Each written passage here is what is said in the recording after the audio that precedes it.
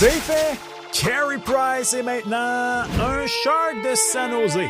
Bon, ce n'est qu'administratif, on s'entend, mais la bonne nouvelle, c'est que le tricolore a maintenant un petit peu de change dans ses poches s'il désire s'améliorer en vue de la prochaine saison. Disons, je sais pas moi, au centre peut-être?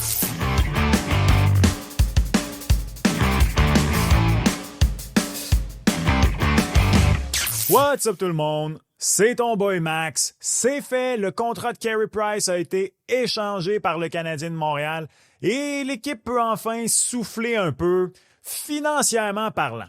Avec la transaction, c'est environ 4,5 millions de dollars que le Canadien a de disponible sous le plafond salarial au moment, bien sûr, de l'enregistrement de cette vidéo. Et maintenant, bien sûr, la grande question. Est-ce que Kent Hughes et Jeff Gorton transigeront avant le début de la saison régulière dans le but de faire l'acquisition d'un joueur de centre? Bien évidemment. Dans cette vidéo, on va regarder ensemble les raisons pourquoi ça aurait du sens de procéder à une transaction dès maintenant, pourquoi également attendre peut être une meilleure option et finalement, quel joueur cadrerait tant en termes de style de jeu que financièrement, bien sûr, parce que l'argent, ça mène le monde. Soyons honnêtes. Tout juste avant de poursuivre, salutations distinguées à toi, aventurier de l'Internet. Ça y est, les camps d'entraînement de la Ligue nationale de hockey s'apprêtent à débuter. Tu vas être certain d'avoir accès à du bon contenu hockey en français sur les GAFA. T'es à la bonne place. Abonne-toi. Nous sommes actuellement à tout près de 22 000 abonnés. Peut-on atteindre un beau chiffron de 22 500 avant le début de la saison régulière? Fais ta magie. Envoie la chaîne à un de tes amis, un membre de ta famille, peu importe. Ça contribue grandement. T'as pas idée. Merci. OK. Joueur de sens. C'est pour ça que t'es ici. Donc, pourquoi oui? Pourquoi non? Et surtout, qui? Le pourquoi oui est simple. Le Canadien n'a pas une valeur sûre au centre de son deuxième trio. On n'a même pas une valeur sûre comme centre gaucher. Oui, on est allé chercher Joseph Veleno, mais j'ai dit valeur sûre. Le gars a été échangé par les Blackhawks, racheté par le Kraken. En tout respect, ceci étant dit. On peut même affirmer que l'équipe a réussi à se qualifier pour les séries sans un deuxième trio qui a de l'allure la saison dernière. On en a cherché un pratiquement toute la saison. Mais maintenant, avec l'arrivée, bien sûr, d'Ivan Demidov et de bons candidats sur l'autre aile en Patrick Laine, bien sûr, mais aussi Zachary Bolduc, peut-on vraiment commencer l'année en donnant une autre dernière chance à Kirby Dach ou Alex Newhook de se faire valoir dans cette position? Dans les deux cas, en fait, on peut même les inclure dans les candidats comme ailiers de ce trio. Il y a même un monde où on peut se dire pourquoi pas Newhook, Dach, Demidov et Newhook et Dach alternent au cercle des mises en jeu. Mais bon, est-ce que placer beaucoup d'espoir sur une recrue, si bonne soit-elle, Demidov, et deux gars dont les meilleures saisons en carrière jusqu'ici ont respectivement été 34 points dans le cas de Newhook et 38 dans celui de Dach? OK. Il faut avouer que dans les deux cas, là, ces chiffres-là ont été atteints dans des saisons où ils ont raté des matchs et donc, par 82 matchs, on parle de production d'une 50aine de points, ce qui est digne d'un deuxième trio, si on est honnête. Mais c'est pas parce que tu le fais sur une 50aine de matchs que tu vas automatiquement le faire sur 82. Regardez Newhook l'an dernier, vous avez vu sur le tableau, je le fais réapparaître, il en a récolté que 26 et il a raté 0 match. Il a fait son 26 points en 82 matchs alors qu'il avait fait son 34 points la saison précédente sur une 50aine de matchs. Donc, aller chercher un vrai centre qui a fait ses preuves pour piloter le deuxième trio, ça confirmerait les ambitions de l'équipe. Il s'enverrait un solide message aux joueurs. Le même solide message qu'on a envoyé à la date limite des transactions, d'ailleurs l'an dernier. Vous méritez qu'on vous donne les meilleures armes possibles pour non seulement faire les séries, mais rivaliser peut-être pour le top 3 de l'Atlantique. Peut-être. Soyons honnêtes, un gros peut-être. Un centre de ce calibre permettrait par ailleurs de replacer certains joueurs dans une autre et surtout une meilleure chaise, en plus de créer une saine compétition pour le temps de jeu offensif. Et je sais pas pour vous, mais je trouve qu'on n'en parle pas beaucoup, mais s'il fallait que l'homme de fer, Nick Suzuki, rate des matchs, Je m'excuse, mais l'équipe est dans la grosse muerdée, puis solide. Faites une ligne de centre, là, en ce moment, avec les joueurs actuels du Canadien, qui n'incluent pas le capitaine. Allez-y!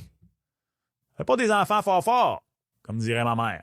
Donc, allez chercher tout de suite un deuxième centre. Jusqu'ici, c'est juste du bon, non? En théorie, oui. Sauf que, je parlais de Newhook et de Kirby Dach. Pas de cachette jusqu'ici. Les choses peuvent changer. On parle peut-être des 2 pires coups de Hughes à ce point-ci de sa carrière de jeune DG, ou plutôt sa jeune carrière de DG. Je veux dire, bon, il n'est pas vieux. En tout cas, je dis bien peut-être parce qu'il y en a qui vont arriver et dire « Non, c'est de ne pas avoir ramené Monahan. » Il y en a qui vont dire « C'est Lekonen. » Le point n'est pas de lancer le débat, même s'il est intéressant, pour être honnête. Kent n'a pas juste fait des bons coups jusqu'ici, il faut le dire. Sinon, le Canadien, quasiment déjà une Coupe Stanley. Anyways, c'est juste de souligner que jusqu'ici, effectivement, on ne parle pas de succès dans ces 2 cas-là. Dach et Newhook ont tous les 2 24 ans. On ne parle plus vraiment de jeunes joueurs. Encore une fois, ils ne sont pas vieux, mais vous comprenez ce que je veux dire. On peut encore parler, par contre, de joueurs qui peuvent peut-être prendre une coche et prouver qu'ils en ont plus qu'ils nous ont montré. Et aller chercher un deuxième centre établi, ce serait un peu, à mon avis, le constat d'échec de ces 2 transactions. Et il n'y a rien de mal à ça. Dans la vie, reconnaître ses erreurs, et idéalement, pas le faire trop tard, ça peut payer. Ceci étant dit, posons-nous la question. Est-ce que le CH serait si perdant de leur donner 2 mois et demi à ces gars-là? Vous me voyez venir? L'an dernier, l'équipe a mal évalué sa situation sur son flanc droit en défense. Et qu'est-ce qu'on a fait en plein milieu du mois de décembre? Acquisition d'Alex Carrier. Contre justement un joueur sur qui on devait admettre qu'on s'était trompé. Justin Barron. Bon. Est-ce que petit bonhomme pas de coup Barry Trotz va encore faire un cadeau de Noël à Kent Hughes cette année? Faut pas compter là-dessus, mais êtes-vous d'accord si je dis que dans l'ensemble de l'œuvre, pas juste si on compare position par position, la défense de l'an dernier, la position de centre cette année, le CH est en meilleure posture que l'an dernier. Puis ce serait une énorme déception là, si on flirtait avec le bas du classement au début du mois de décembre, comme c'était le cas l'an dernier. Donc, pour cette raison, donner une chance aux coureurs et évaluer en cours de route, ça peut être une bonne décision, d'autant plus que on est dans une année où le premier choix au total est excessivement alléchant. Gavin McKenna. Est-ce que certaines formations qui vont prendre du retard déjà rendues au mois de décembre, sinon au pire début janvier, vont vouloir abandonner plus tôt qu'à l'habitude? Ce serait pas si surprenant.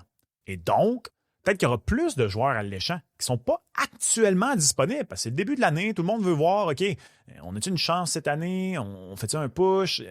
On va attendre un petit peu. Donc, bref, ça pour dire que je pense que oui, effectivement, ça se pourrait que déjà décembre, ce qui n'est pas si tard que ça dans la saison, il pourrait y avoir des joueurs de centre soit un peu plus intéressants, soit juste moins chers de disponibles. Donc, voilà le pour et le contre de faire cette transaction. Le pour, donner immédiatement à Martin Saint-Louis la meilleure formation possible et une police d'assurance au cas où, finalement, Nick, la Toyota qui pète jamais Suzuki, bon, c'est pas un mauvais jeu de mots avec ses origines, désolé, c'est juste fiable, Toyota.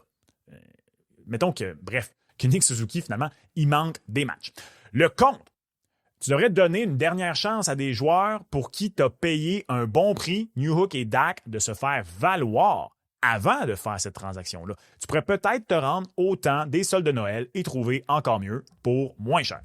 Maintenant que tout ça est dit, qui pourrait être disponible maintenant? Ah, la grande question, pourquoi vous êtes ici?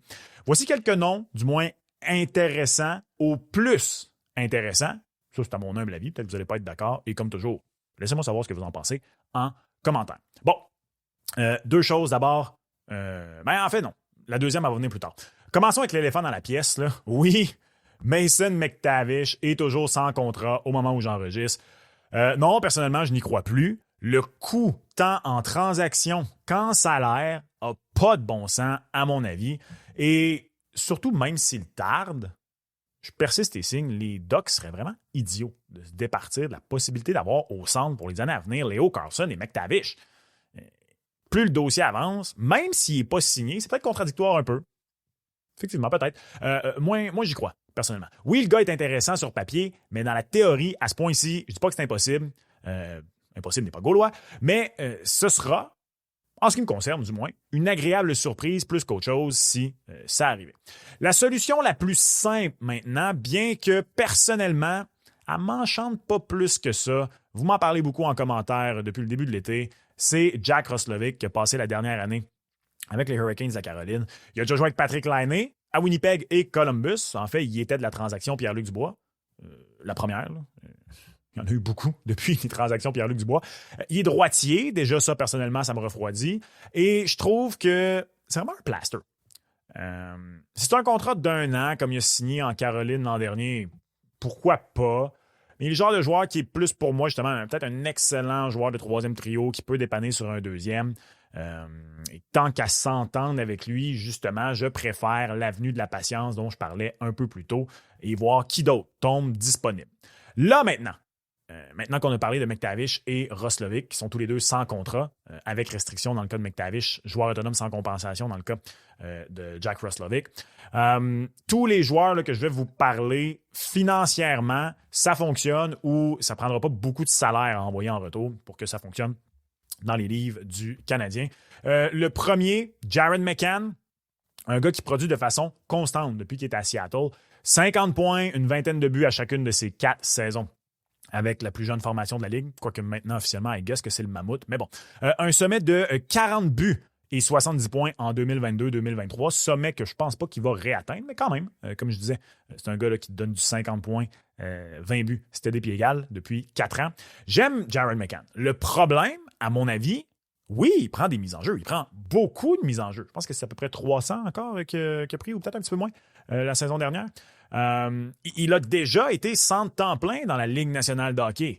Mais depuis qu'il est avec le Kraken, on parle beaucoup plus d'un ailier gauche, qui aide au centre lorsque nécessaire. Est-ce que c'est donc vraiment la bonne solution de ramener un gars qui évolue plus à l'aile depuis quelques années?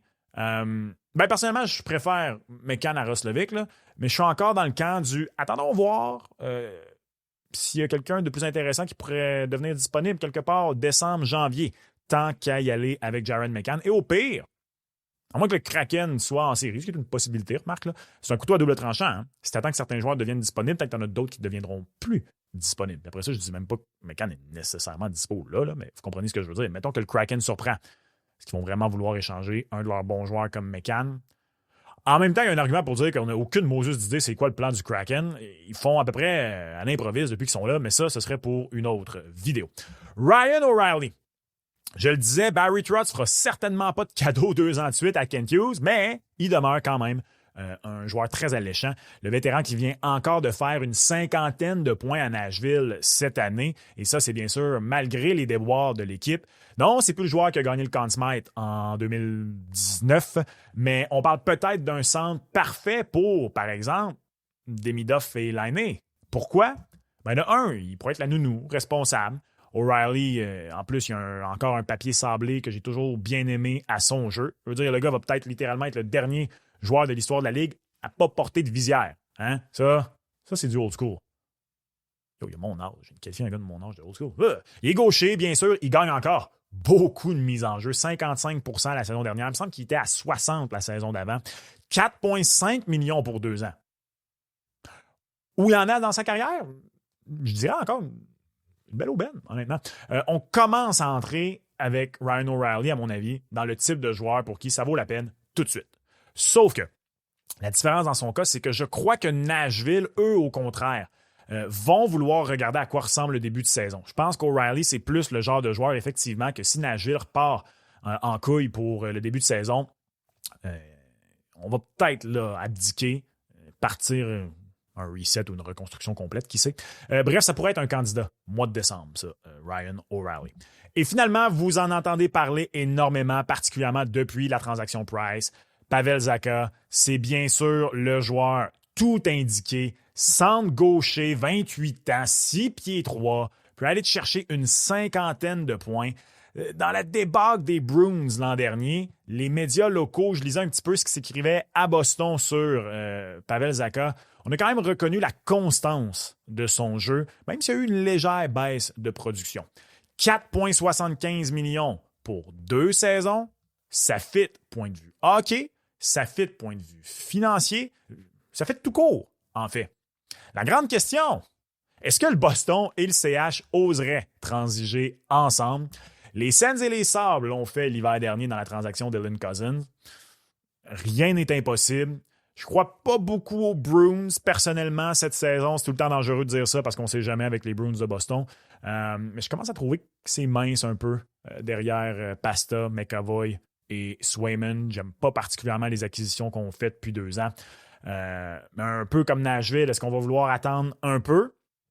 Ça se pourrait, dans le cas des Bruins de Boston. D'ailleurs, mon ami Marco D'Amico de RG Media qui dit que le CH a parlé aux Bruins dans le dossier Pavel Zacha. Donc ça, c'est peut-être le dossier à suivre, le joueur à surveiller d'ici la fin du camp d'entraînement. C'est pas le gars qui coûterait le plus cher non plus. Je pense pas que tu as transigé des espoirs à plus pour un Pavel Zacha. Donc, oui, je pense que si le Canadien décidait là, d'y aller pour un joueur de centre de deuxième trio, je pense qu'il est effectivement le joueur tout indiqué.